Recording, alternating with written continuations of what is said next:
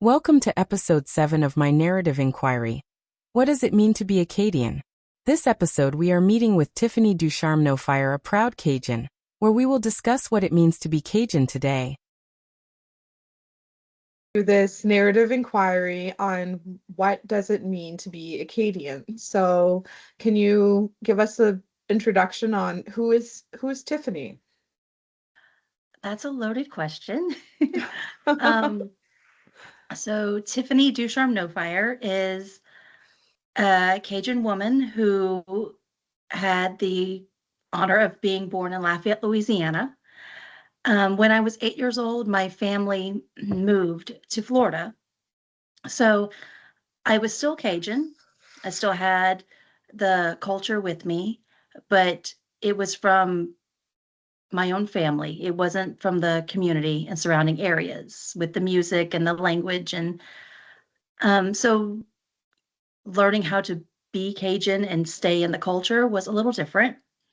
We moved back to Louisiana a few times because my father was in construction. And so I got to go home and experience life being immersed in the culture, which I really loved. It made me proud of being Cajun. And when I was 20, I made a swift decision to move to England. And at that time, I knew I was Cajun, but I didn't know what that really meant. Um, I was at a friend's house when I was in England, and I mentioned I was Cajun. And she goes, "Oh, like the spice." And that was the first time I was like, no, being Cajun is not like the spice. There's so many layers of who it is, of who I am, you know. And I had the opportunity to go to Canada for a little while. I went to University St. Anne and got to immerse myself more in the Acadian side of the culture.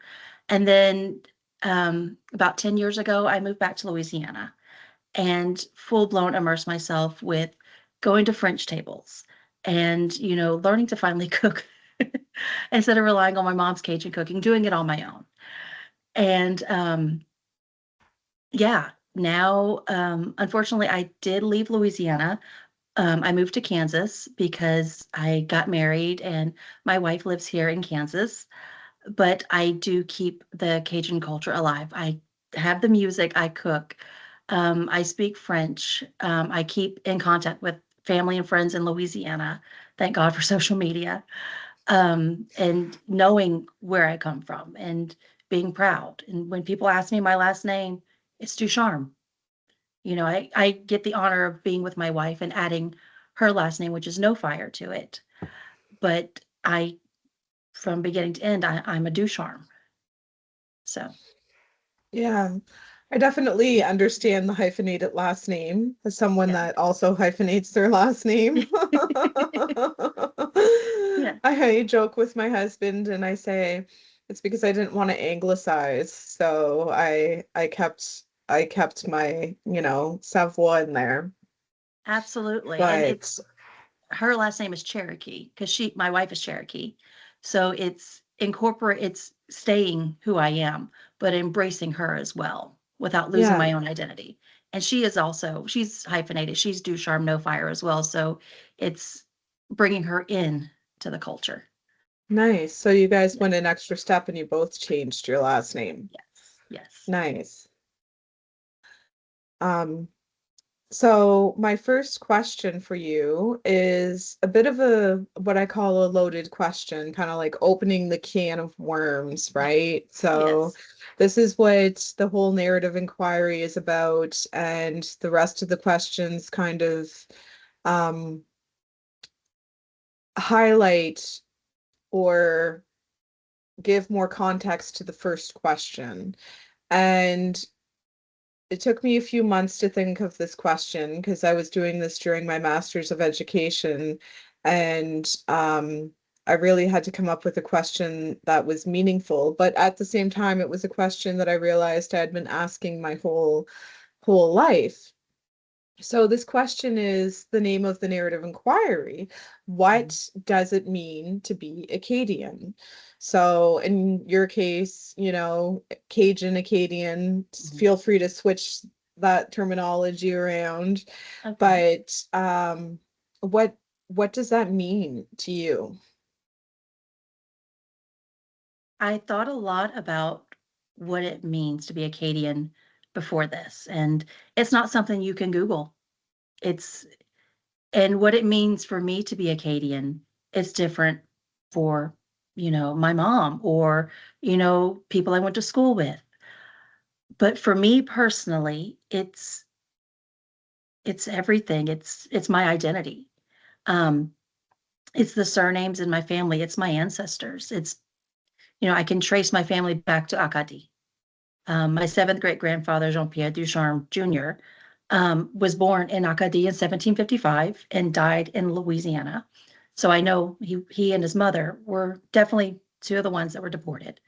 Um, I remember when I was a kid, my aunt used to tell us when you're filling out documentation, when they ask ethnicity, check other and write in Cajun or Acadian.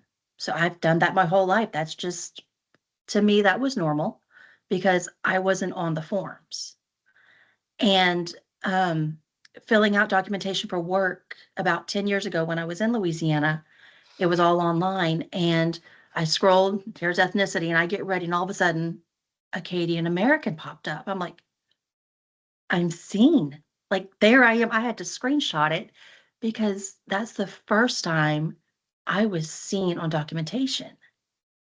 And you said this was a government application? Yes, it said So that's a big Acadian deal. American. Yes. Yes, and I had wished, I could contact my aunt at the time, be like, look, you told us, check the box, other, put in Acadian, put in Cajun, because eventually one day we're going to be seen, and now we are. And it's something I've never forgotten. And moving to Kansas, it was back to the forms of other, but Yeah. human resources saw, and they saw me pause when I was writing in the paperwork, and they asked if something was wrong. I said, no, just I'm Acadian American, and that ethnicity is not on the form. And so it just took me a moment. Everything's fine. I'm not offended. It's just, it wasn't there. And she goes, oh, well, let me know, and she wrote down what I had written down. And um, in my profile and stuff for work, it says who I am, an Acadian American.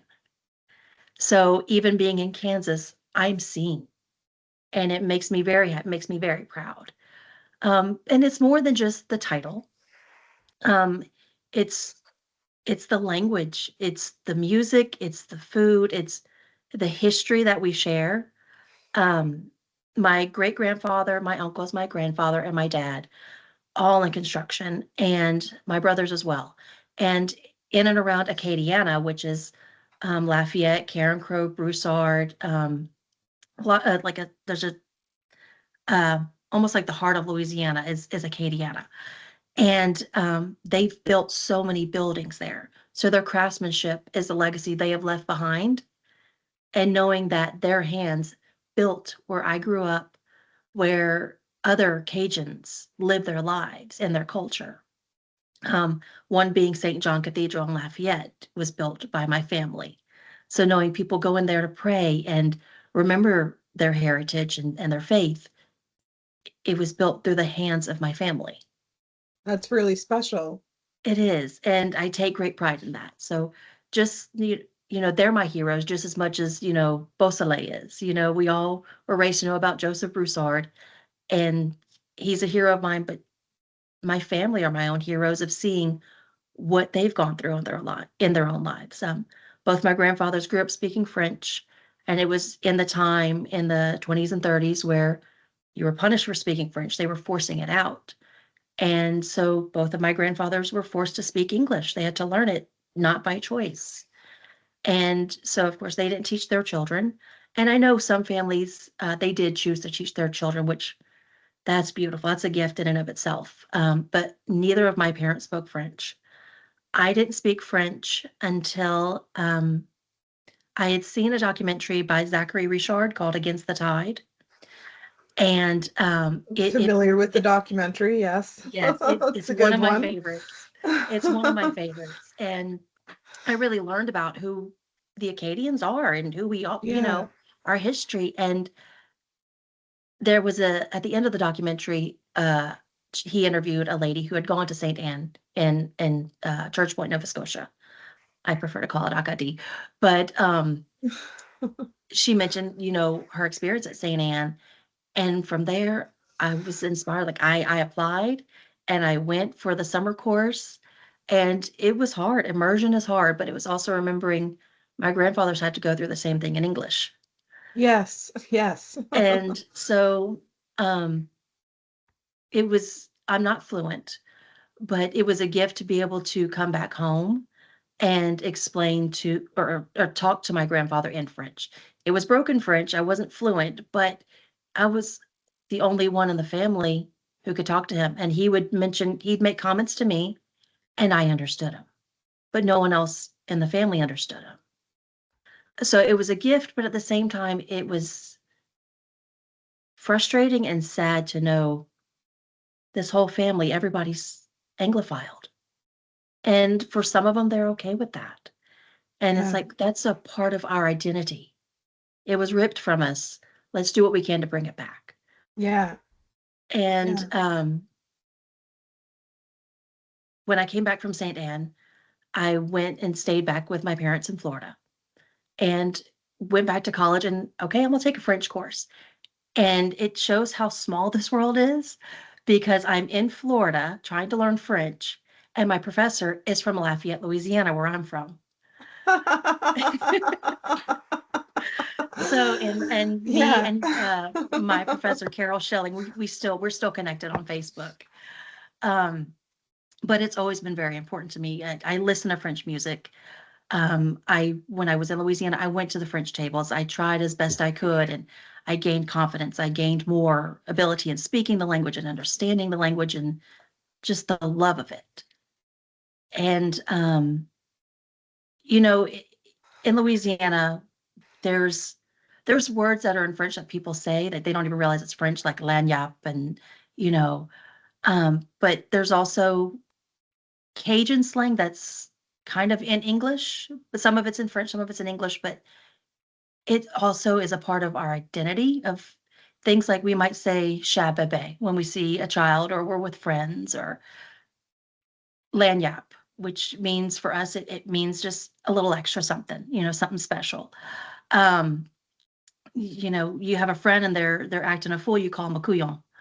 And we know to pass a good time, which, and certain things, and I know some of it stems from uh French, when it's become English, like making groceries. Instead of going grocery shopping, we go make the groceries. Instead of washing the dishes, you go save the dishes. You're washing them and putting them away. You have an envie for, like right now, I'm in Kansas, but I have an envie for crawfish. I have a strong craving for crawfish right now. I And can luckily, understand that envie. I yeah, get that. and Yeah, luckily when enough, you there just need is, something. yes, we actually have a food truck here that does crawfish. They go to Louisiana every week during Lent, and they come back, and I get crawfish from home. I pay a little extra, but it's worth it. Um, but it's just even the slang, it's part of our identity. Yeah. And then there's the music and Cajun music, and there's a difference. There's Cajun, there's Zydeco, there's Swamp Pop, but it's all still our music, Hmm. and it doesn't have to sound good, but it tells stories. You can have that little old man. He's not the best of singers, but he's telling a story. He's passing down something to the next generation. And Oh, but we have that in Acadian culture up in the Maritimes as well. yeah, Some of that music you're talking about is definitely not current, yeah. but it's telling a story and it's popular in our culture, Hmm. right? Yeah. Yes. And we have the accordion, the fiddle, the washboard, the tifere, which is the triangle. What we call it, a tifere, like a little iron. But once it starts going and you hear like that chank-a-chank sound, it connects you. It's just, you don't have to like the person next to you, but the music starts up and all of a sudden that connection, it brings you together. And my favorite time of year, especially when I lived in Louisiana, was mid-October in Lafayette. We have festivals like Festivals Acadian and Creole. And we do have a lot of Acadian artists that come down during that time as well. And Mhm. so it's a mixture of Cajun music and Zydeco and Acadian and swamp pop and just people are dancing. The generations are mixing and dancing with one another. They're learning how to two-step. They're learning how to play petanque, which is a game that I didn't learn, unfortunately, till I was an adult. But it's I've just, heard about it, it. Please tell me about it. it's, I've played it twice, and you have a certain, I believe it's 3 balls. I could be wrong because it's been a while, but the goal is to move the other person's ball from the target with yours. It's not easy. It looked easy when I was watching. I was like, I can do this, and no, it takes a lot of practice. But it's just one of the games that Cajuns play. Like even the Okay. card game Boo-Ray. It's I've heard there's of a that as well, but I mean, it's supposed to be a French game, but maybe people here play it in the Maritimes and I'm not aware of it. It's just not something that I've encountered yet in my yeah. life. So I don't know anything about it other than hearing about it in a few Cajun videos that I've watched. And I'm like, mental note, check out what does that mean? Yeah, and I've So I've never played it. I would love to play it, but it's little things like that that make up who we are, and of course there's the food, and the thing with Cajun food, I remember seeing on Facebook not too long ago, um Cajun food, it was crawfish, potatoes, and sausage, but right next to it was another picture of Acadian food, and it was lobster, corn, and I believe, I don't know if it was mussels. There was something with it, and it's like, we're cousins with our food, we may be over 1,000 miles apart, but we're still connected. Our food might look a definitely. little different, but we're still joined together. Food brings us together. Yeah, I like to refer to Cajuns as my spicy cousins. Yeah. I like that. I like that. Yeah, because Uh, we have so much parenté, a lot of like family, right? But Absolutely. um you guys definitely have more flavor in your culture than we do. We We like the have seasonings, definitely. Uh, Yeah, yeah, and I love it. Like I feel like maybe I was supposed to be born in Louisiana because like I love to eat spicy. It's spicy enough that like my ears burn. Like I love that. I, Yeah. I I like spicy food. I admit that, but I prefer like more flavor. It's just instead of the spice, it's more flavor. And I Yes, think like that's also, flavorful. It just shouldn't be yes. like just like, ooh, this is really hot. Like it should have something else to it, but I like it when it's gonna give me that like extra bite. You know what I I hear mean? you. I hear you. Yeah. And when like I'll do red beans and rice, or I've made a jambalaya for my wife, and she's like, it's a little bit too spicy. I'm like, it's normal. This is normal. Yeah. But it's also, we have gumbo, we have jambalaya, crawfish etouffee, red beans and rice. I know there's kind of a division in Louisiana. Some people say pastalaya, which is jambalaya, but with pasta instead of rice. That's okay. It's certified Cajun, and some are like, don't touch that. You lose your Cajun card if you touch that. Um, Oh, I have but a question for you. yes, So when it comes to gumbo, no tomatoes. perfect. You knew I was going to ask about the tomatoes. Yes, no tomatoes. Don't do that. Um, and then there's also, people who identify as Cajun. Some go to the point where, well, you're Cajun if you can do XYZ. If you can't do XYZ, you're not Cajun, or you're not Cajun Mhm. enough. Yeah, yeah. Like, I love gumbo. I love my mama's gumbo. She cooks with a jar roux. Savoy's roux it's the jar she Oh, uses. oh, I know that's such another hot topic. Like for Yes. the roux, like Mm-hmm. should it be homemade or can you do the jar? Like what are your views? Like obviously you're biased because you just said your mom Yeah. used the jar. You know what? If you can make a roux, that's awesome. My mom does a jar because she said when she first got married to my dad, she had watched her mom make a roux while passing back and forth in the kitchen as a kid growing up. She was watching it. She saw the flour and oil and stuff, but she didn't realize how much. So when she got married to my dad, she was going to home make a gumbo. She put the whole thing of flour and the whole thing of oil, and it was, yeah, she ruined it to where she just relied on Savoy. So, and so Yeah, I grew up with that. I think it's okay. To me, it tastes good. I've also yeah, tasted homemade roux. It's your base. It's just your yeah. base. So I'm asking a side note here Yes. because you said it's Savoy's roux. So how is Mhm. that spelled? Savoy. Savoie. There's Okay. also So, Savoy. okay. Both are pronounced Savoy, but in certain parts of Louisiana, I know in Iberville Parish, Savoy is pronounced Savoy. I say Savoy. Yeah. So I always go on this little personal quest, of course, when I find out that I the name Savoy or Savoy is being used because my last name is Savoy. Mhm. But on top of that, my mother is a Savoy. Oh, So I tell people I'm like doubly bad on the Savoy, right? Like yeah, yeah.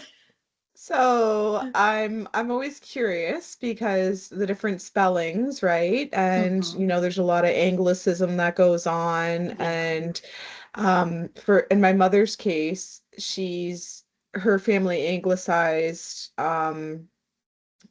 for her great grandfather's generation. Mhm. So they switched over, married Protestant, and changed over to the last name Savoy and identified as Anglophones kind of beyond that period to Yeah. assimilate into the community. But my father's side, there is actually no relation between them because my great grandfather's or my grandfather's adopted on my father's side, Oh, but wow. he gets adopted into the Savoy family. Yeah. So um that Savoy family spells it Savoie, Savoie, Mhm. and technically we all come from the same place, so we should all have the same spelling, but due to different life circumstances, people have changed the spelling and whatnot. Yeah. So just curious, in Louisiana, where they do pronounce it Savoy, is it more anglicized in that area It or is. It is. okay. It's the same with different last names like Petrie or Pete, Daigle or Dag. And that's a big one right now is the Daigle versus Dag. I say Daigle just because, and it's anglicized, but the friends that I have and the people I grew up with, they pronounce it Daigle. I love the singer Lauren Daigle. She's from Lafayette. And it was funny because Celine Dion just did a video about artists that she likes, and she mentions Lauren, and she pronounced it Lauren Dag. And Lauren Daigle pronounces it Daigle. And same last name, it's just the pronunciation. Yeah. Um, so yeah, and it's just basically I forgot what we were on about, but it's Well, I was it, first asking you what it meant to be Acadian, and then we yeah, started talking about last names yeah, because we of went Anglicism and whatnot. But yeah, and then we were talking about roux because yeah, that's oh very yeah, yeah. important in It's the Cajun food, culture. yeah, yeah. And so with the Cajun culture, with the food, it's important to remember that Cajun food isn't just Cajun, it's heavily influenced with indigenous influence, African, Spanish. We wouldn't have the filet, we wouldn't have the roux, crawfish, certain thing it stems from different cultures. And Yeah, while we say, oh, it's Cajun food, it's also important to remember and honor the cultures that influenced and gave it to us. yeah.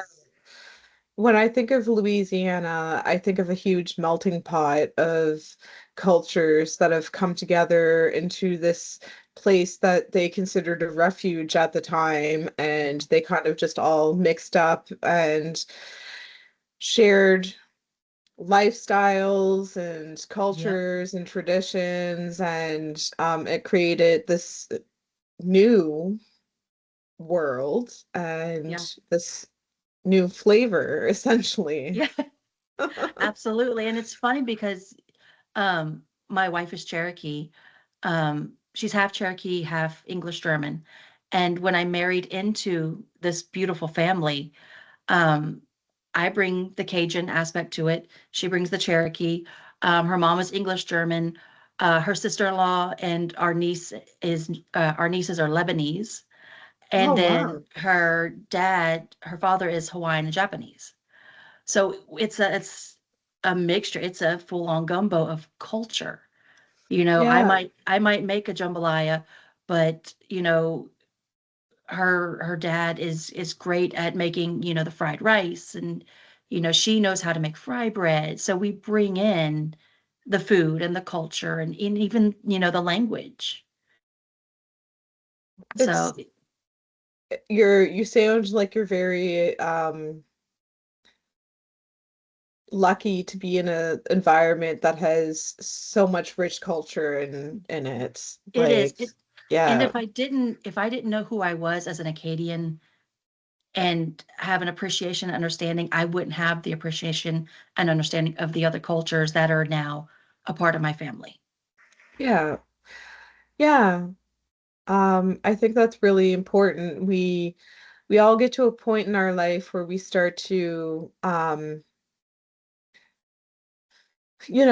question our culture and our identity, and what does that mean? What does that reflect inside us? And that longing to kind of understand more about where we come from, and understanding about sometimes our not just our traditions, but our um habits and things like that are also influenced by, generational experiences and things like Mhm. that. So people, as I find, at least in this experience with talking to people and interviewing them, a lot of people have only become interested in their Acadian culture in their older oh, life, right? Like, it Yeah. wasn't a passion at like 18, like I'm Acadian, and you Yeah.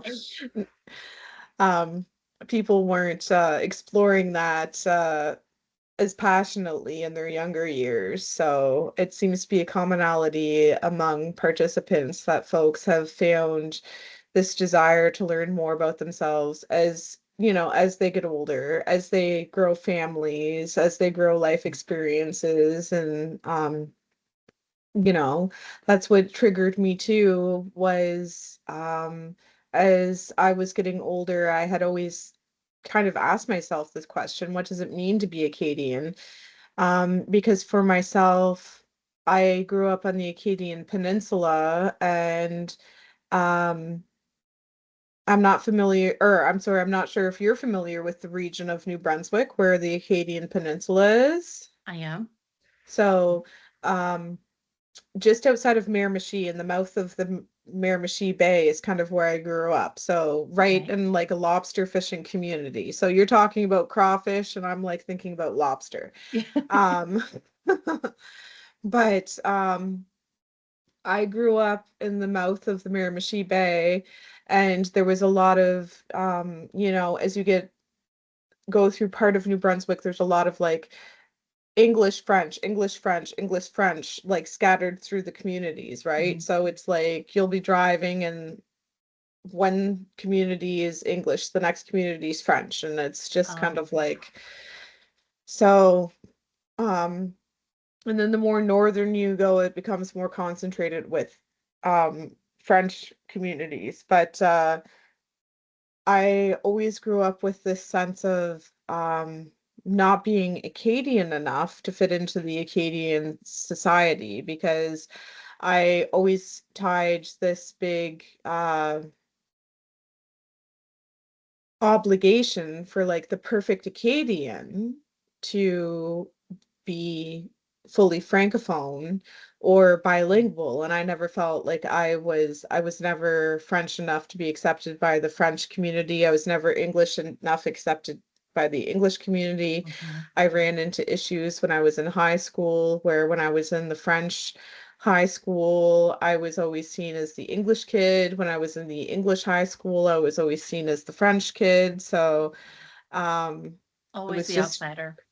yeah, so it was really frustrating that way. And I'm like, how am I even supposed to fit into my own like Acadian like culture, right? So, um, and then adding the whole, um, there's a whole level of anglicization as well in New Brunswick, because of there's a lot of people that just decided to assimilate and take on English last names, and that's not just New Brunswick, that's the whole Maritimes, right? Mhm. And as you mentioned, some of folks did that in Louisiana as well. Yeah. So, but yeah, it's a very interesting feeling to feel not like you're fitting in where you're Yeah. supposed to. So, Very true. um, having finding that sense of culture as you get older is really important. And I've changed my opinions. So this kind of leads me into the next question. Mhm. My feelings as a child on, not fitting in, not being French enough, not being English enough, have changed over time. So the next question is, what does it mean to be Acadian? And has that changed? Has that thought that you just shared with me, has that changed since your childhood? Was that different? Like what you envisioned as an Acadian in your childhood, is that something that's different now that you've gotten more experience and you've gotten older? How do you feel about that? I definitely think it's changed, but not in a bad way. I think it's grown in the understanding, the respect, the pride, the wanting to carry on the legacy of being Acadian.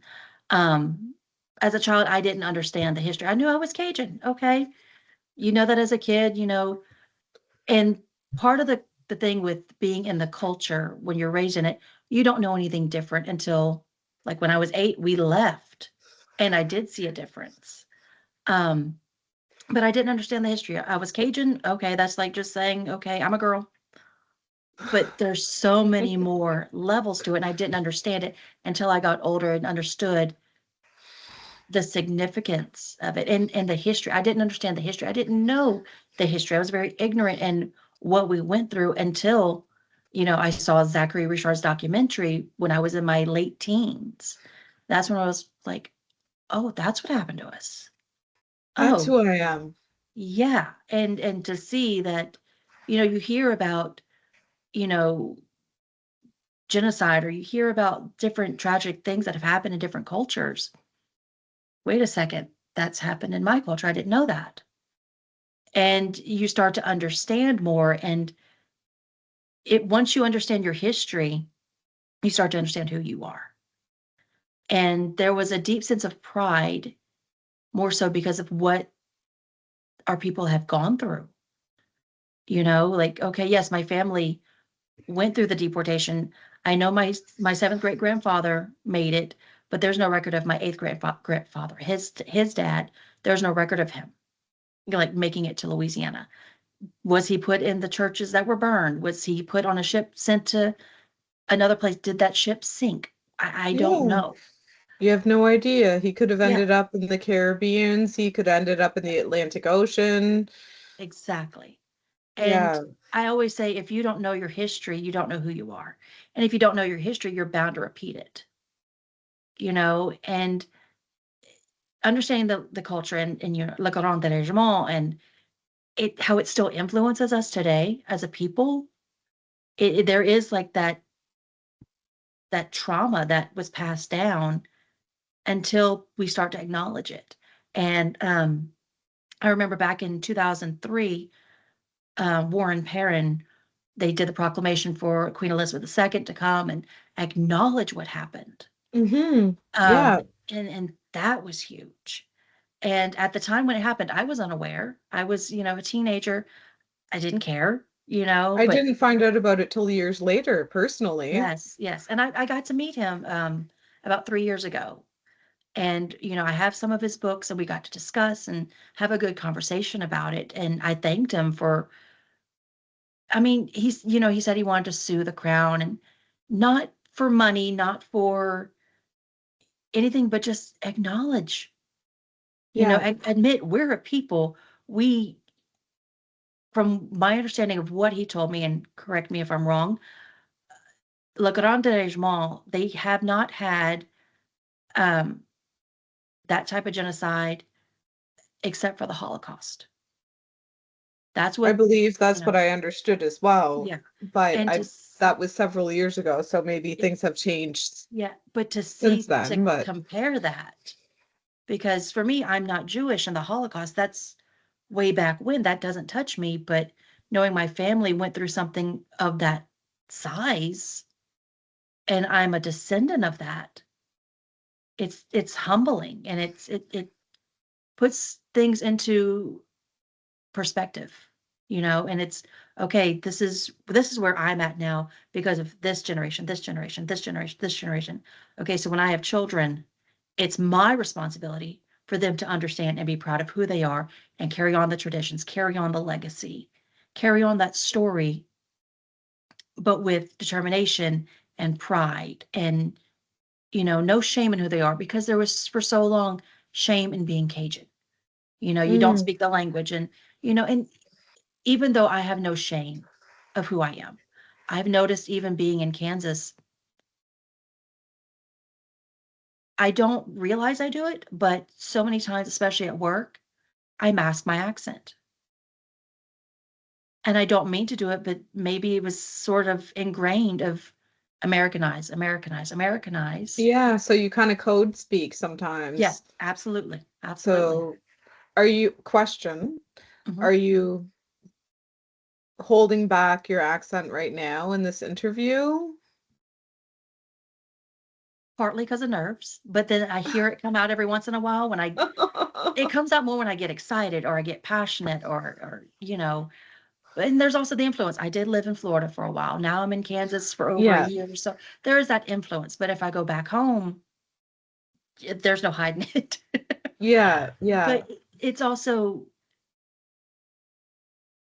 my both my grandfathers were proud to be Cajun, but there was also that hide it in a way. You're proud, but don't be loud about it. Because there's still to this day so many stereotypes. Are you a spice? Are you, backwards, uneducated, living in the swamp? And, yes, we like crawfish. And there are certain people that, when you peel a crawfish, they like the juice inside the head, so they'll suck the head. That's their preference. That's not everybody. Um, we are educated. We're proud of who we are, and we've contributed to society. I mean, there were so many Acadian men that were able to go in World War II and become translators. There we've contributed so much to society, and it's understand we have a rich history and understanding who we are, and not letting there be shame. Not you can be, in my opinion, you can be Acadian and you can be American, or you can be Acadian, you can be Canadian. The Acadian is it's inside, like Canadian or American or wherever country you're from. Yes, that's your country, but your ethnicity is something totally different. Yeah, yeah, I get that. And it's your ethnicity is like where your heart resides, right? Exactly. And you um are carrying on the love of that. Like that's what you're carrying forward. And some people, take it on themselves to be almost like a torchbearer for their identity and their heritage and sharing that, right? And Right. um, that can be an important role as well in our culture to share, to just to share, right? To share who we are and to Yeah. remind people that we're still here and to learn about, who we are today and what we represent and the endurance that our culture has survived over, hundreds of years and Yeah.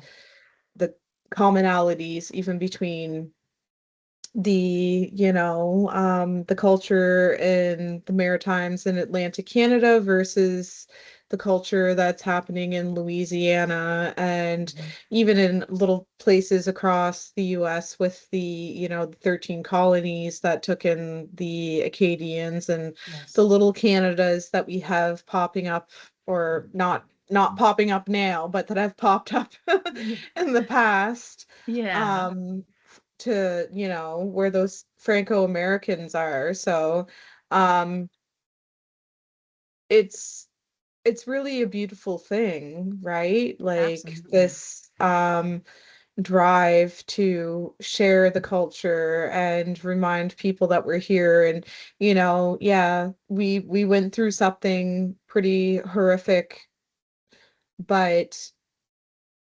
resilience and Yeah. passion and joie de vivre, right? Hmm. Like Right.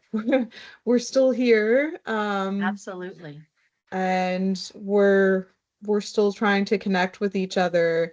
Hundreds of years later, we're still reaching out to one another to hear our experiences and our shared Yeah. values and history, right? Like I think Absolutely. that's so important and um I think Acadian culture, as much as we've spread all over the continent, we're very I've seen some familiarity between with the questions that I'm asking and what the answers are. Of course there's sometimes I'm getting answers and I'm like, "Oh, I wasn't expecting that." But for the majority, the answers I'm getting are it's a repetitive narrative, right? Like Yeah. folks are talking about their pride, their culture, Yes. their heritage, their ancestry, talking about how they want to share and educate and maybe wear a little sign that says, "Hey, I'm Acadian," like Yep.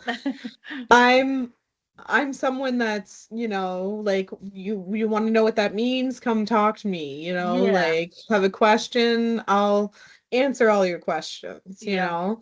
Like but I think I think we are in a generation where it's finally acceptable, you know, to Yeah. be Cajun, be Acadian. Absolutely. It was shunned previously, and I know in Louisiana, you folks dealt with the whole not being allowed to speak French in the school Mhm. system, and that was an issue. And New Brunswick, we had bilingualism, but that also caused a divide in our province as well. So it wasn't necessarily perfect, right? But Yeah. so we had our unique struggles, but they were still around language. And there was a lot of, folks, when I think about our shared ancestry on, even though we're miles apart, and we have different governments. We both faced situations where folks needed to assimilate in order to have a higher education Mhm. for, pursuing careers that were more meaningful, right? Like, Yes. even though I'm in a bilingual province, I couldn't pursue at the time the education I was interested in French. So I, Yeah. being bilingual, pursued it in English. But all my higher education has been in English, right? So Right. there's still this anglicization type thing happening where I couldn't necessarily pursue the same um path of higher education had tried to do it in the French school system, right? Right. Right. So this is really frustrating to see that we're not uh even though we're supposed to be a bilingual province, we're not fully supported Yeah. that way. But going back to language and Louisiana, I know now there's been this whole rejuvenation, Yes. Yes. and this is kind of a side question, but what is your experience with Codafil and how they're trying to rejuvenate Louisiana and bring back the French language? I am in full support of Codafil. I love Codafil. My former license plate right here when I was in Louisiana, it actually supports Codafil. So when you have to pay for a license plate, the money goes to Codafil. And Nice. it's in French, Louisiana, chez nous autres. This is our home. Um, so they have provided so much with French tables and putting, immersion back in schools, putting French immersion back in schools and bringing back the culture and the identity and bringing back the language. And, you know, unfortunately French is still happening in Louisiana. We do have children and new generation speaking French. They're learning it in schools. I know one of the schools, Pointe-à-Chat, is complete French immersion. You start and finish there, and I think they go up to second or third grade now. But what I've also learned is that a lot of the teachers do come from, they'll come from France or another French speaking country. So when they do speak, they teach French. It's not the Cajun French. Mhm. It It's it standard it's French or European yes, French, yeah. yeah. So and that's great. That's still French, but I grew up learning in French. Je ne sais pas. I don't know. Hmm. In Cajun French, je connais pas. Just Certain, canepa. yeah, Okay. yeah. And it's just the slight differences. But I still knew While what you meant when you said je connais pas. Yeah, and it's just the fact that for me personally, even though I'm not fluent in French, I don't want us to lose the Cajun French. And unfortunately with the generations passing, my grandfathers are both passed away now. But with that, they took their Cajun French with them, and while French is still happening, it's not the same dialect. And I think that's Yeah. also important, That's a big you know. issue here in New Brunswick as well, because Yeah. what we're learning in schools is European or standard French. Yes. And a lot of folks, depending on how many generations back, their family may not have, even elementary school education, right? Right. So the French they're speaking is very isolated, very archaic, very anglicized, depending on the region as well. So, like they might say toaster and instead of saying roti. Mhm. Um, and having kids come home and then speak French to their grandparents can be confusing because it's like they're speaking two different languages, even Right. though it's, like they might say, for example, I don't know if in Louisiana you use the word catin. Do you know what That catin is? on Catan, Catin. Yeah. Yes. Yeah. So, right, we would say maybe poupée. Okay. So in standard French, we would say poupée. Mhm. So if you're saying catin, that's not going to be seen as being correct, right? Yeah. Because that's not proper French. So the kids in school are going to be learning poupée, and then when they go home and they talk to their the family is going to be saying Catin, and they're like, What is that? it's not the same. Yeah. So I do understand that in Louisiana they are teaching the codicil instructors or teachers like some Cajun French to like Yeah. integrate them so that Yeah. it's easier for them to speak to the students, and that they're getting not getting rid of, but helping reduce those chances where students will be speaking to their grandparents or parents and they won't understand each other, right? Right. Um, so yeah, I really think that's interesting because here in New Brunswick, we definitely took a different approach where we relied heavily on the European French, and we've kind of pushed the Acadian French out to the side, saying that it's, that's not proper French. And So we should, that's what my grandfather's generation was taught was that's not real French. What you're speaking is not yeah, real French, yeah, and that added to the shame, you know. yeah. So it definitely causes a lot of frustration. Um, So my next question for you is, do you feel that English Acadians are less Acadian? And if so, why? Absolutely not. Acadian is Acadian. It's not the language is important, yes, but that's not the be all end all. It's a part of it. But that's like having a meal. Okay, you might not have the vegetables. That doesn't mean you're not having a meal. That's just a part of it. It's important, but it's not needed. It's not the check mark you need to say I am Acadian. Because my dad, my mom, they're both Cajun through and through, completely Cajun. They don't speak French, but that doesn't take away who they are. You can Yeah, be Cajun, Acadian, you could be it through the blood and stuff, but it's also the heart too, you know, because there are, when you go to Louisiana, you'll see Cajuns with the last names of, like Miller or McGee.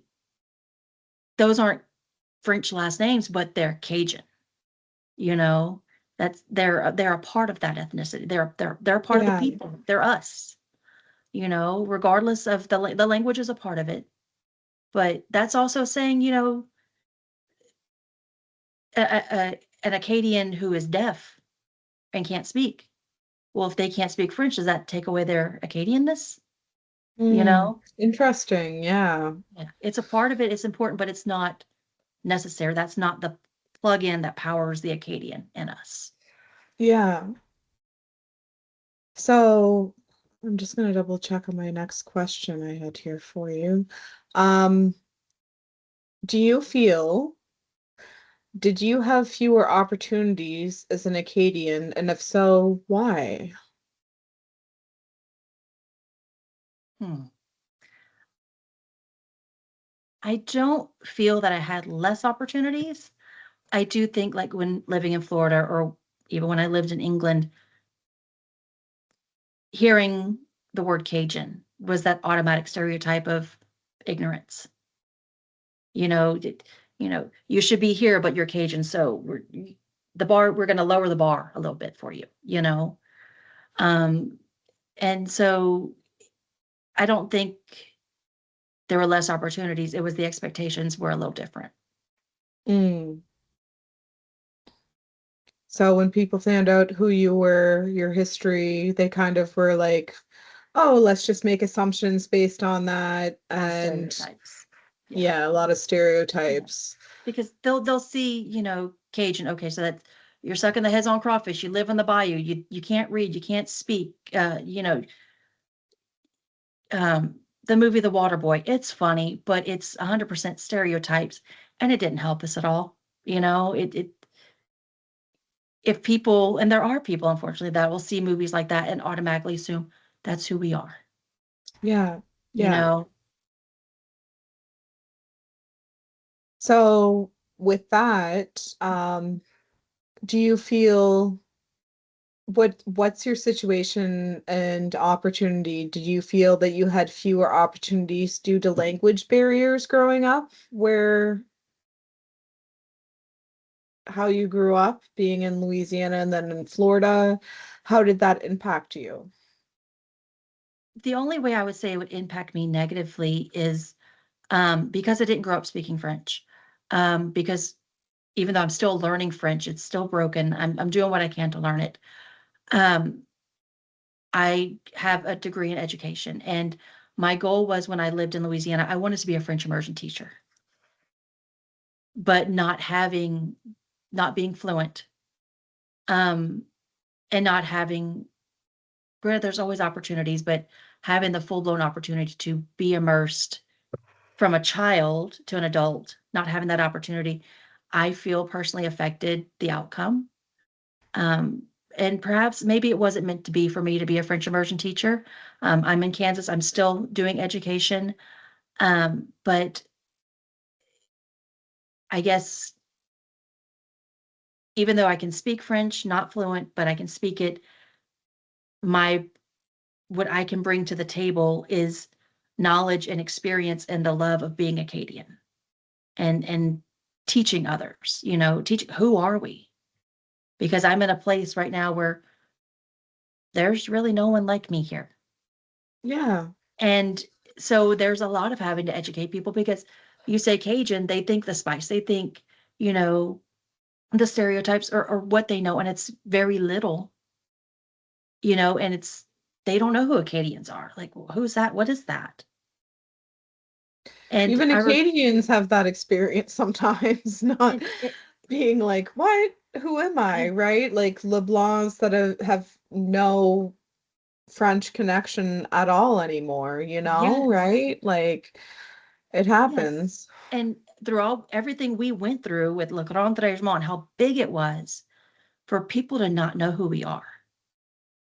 We went through something so big, but yet you know who Italians are, you know who Germans are, you know who the Irish are.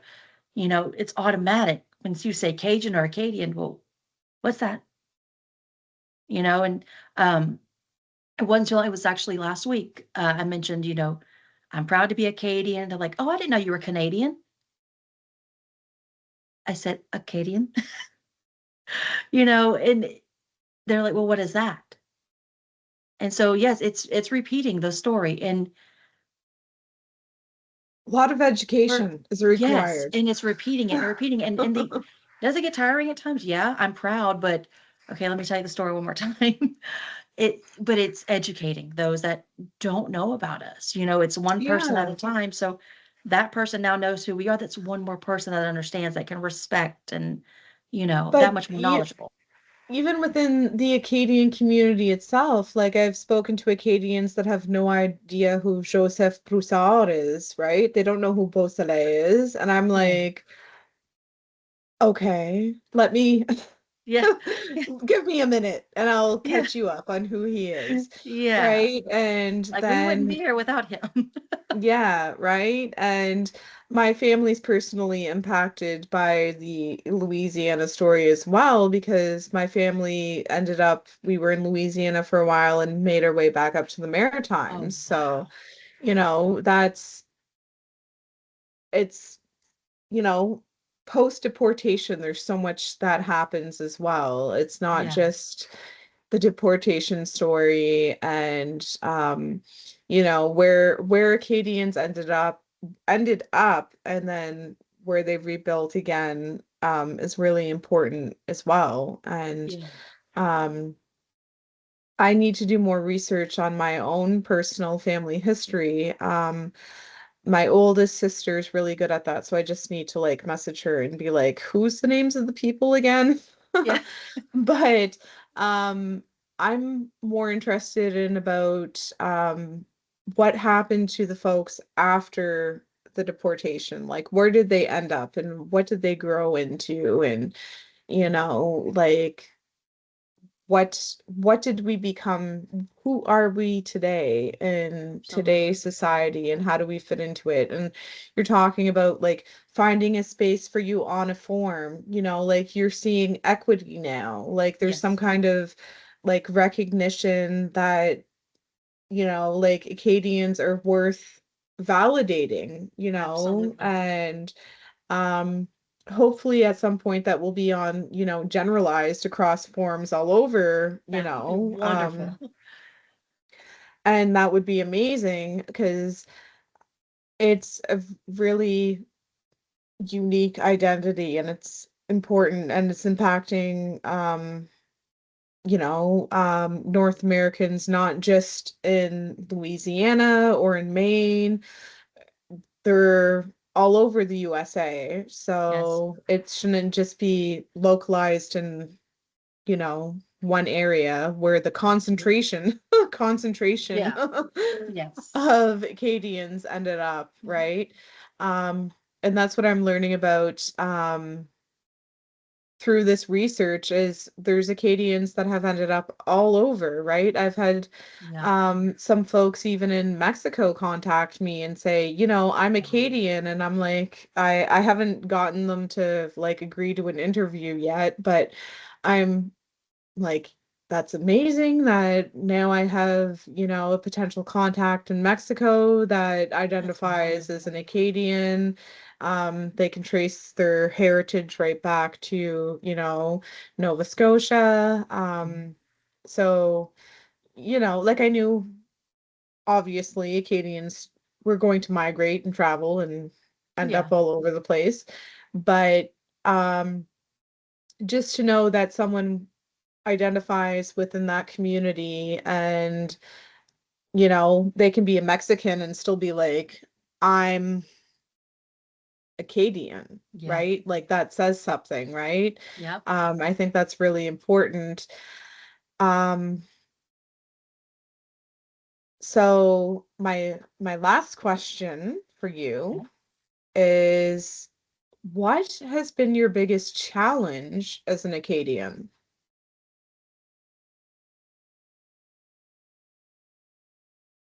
That's a very good question.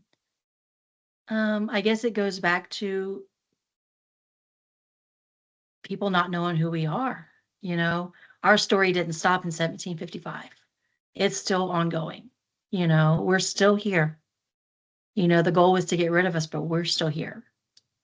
And it's the hard part, I guess, is letting people know we're still here. We can blend in and, people not realize who we are, but it's important for them to know, and also encouraging other Cajuns and Acadians to be proud of who they are. Because there are some that have assimilated to the American way or the Canadian way, and it's almost like they forgot who they are. Yeah, Yeah, but some of that unfortunately started generations before they were even born, exactly. because there Exactly. was some of us, like on my mother's side, like I mentioned, when they converted over to becoming Savoys, they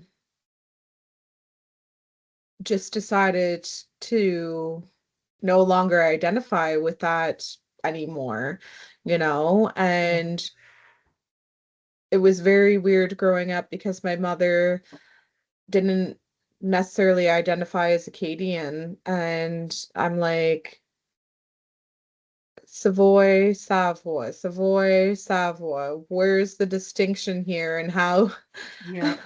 Exactly. like, how can you just decide, let's change a few letters and we're like, we're not the same people anymore? Exactly, exactly. And I know people came through Ellis Island and they changed their names, depending on, where they came from to be more American and be more English speaking. But in that, you're losing your identity. That's Yeah. like saying that's not me, that's not good enough. And we have such a rich history. It's unique. There's no one else like us. Yeah. And it's to take pride in that and wave that banner, that's Yeah. why we have the Acadian flag, we have the Acadiana flag, and those flags tell stories. Yeah. you But know? you know, you were saying we tell a story and our DNA, I was watching a documentary, I can't recall the name of it now, but just this week on Acadian history, and it wasn't produced by a Canadian company. It was some international documentary that I was watching, and that's what kind of intrigued me because I'm like, this is not from a Canadian or an Acadian point of view. Yeah. What is like, what are they going to divulge here? Um, but they were very um, focused on the fact that our genetics are very unique for who we are and the different markers that we have in Yeah. our blood based off of the different um, relationships that happened in our family's past Hmm. and, what can be traced and things like that. And there are a lot of Acadians across North America, and we have some genetic what was the word? I don't want to say nuances, but like genetic deficiencies, I guess, maybe I've heard of specific that. to Yeah. Acadians. Yeah. So we're kind of a unique study for DNA because of the way that That's interesting. because we've had, a limited number of families that Yeah. repopulated with each other, Yeah. and it condensed certain genetic factors. So it caused certain genetic mutations that will only show up in so many generations and things like that. That's really But interesting. so we are definitely a unique people Hmm. genetically. Yeah. Genetically and historically, so those are two things that can't be denied. So Very true. I think as more people are doing DNA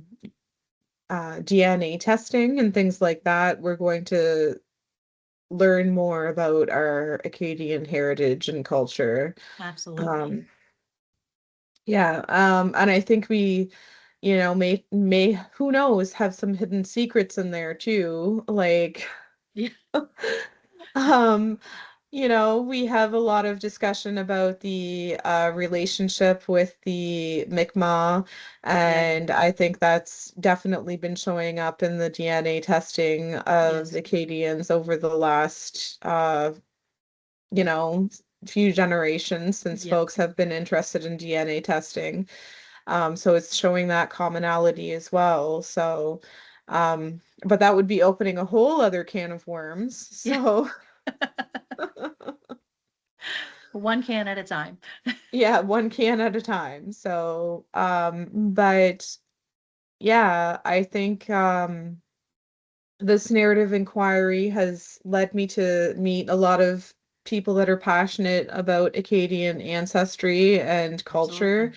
Absolutely. And I'm very grateful that you've taken the time tonight, or I guess this afternoon or this evening, depending on where we are, to meet with me and take the time to go over these questions and discuss what does it mean to be Acadian? And I realize that these are obviously very unique questions to each person that's going to answer them. So I appreciate you taking the time to add your personal perspective to this narrative inquiry. And um, yeah, I don't know. Do you have any questions or anything about anything before I let you go? No questions. Just thank you very much for this opportunity. It's been an honor and a privilege. I've really enjoyed it. Yeah, well, thank you so much. I'm going to be, taking some of this data and doing some statistical review with it. But the most exciting part is going to be sharing the interview with people that are interested in learning about what it means to be Acadian, right? I So love it. that's the most exciting part. And, um, thank you for, as I say, being a torchbearer and sharing your culture and your perspective with folks on what it means to be Acadian, because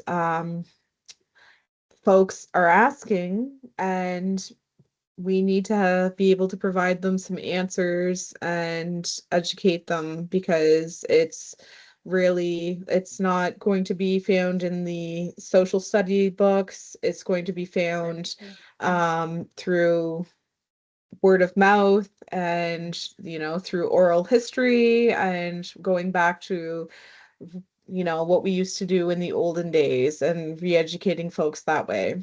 Absolutely. Absolutely. We just got to keep going. Yeah, exactly.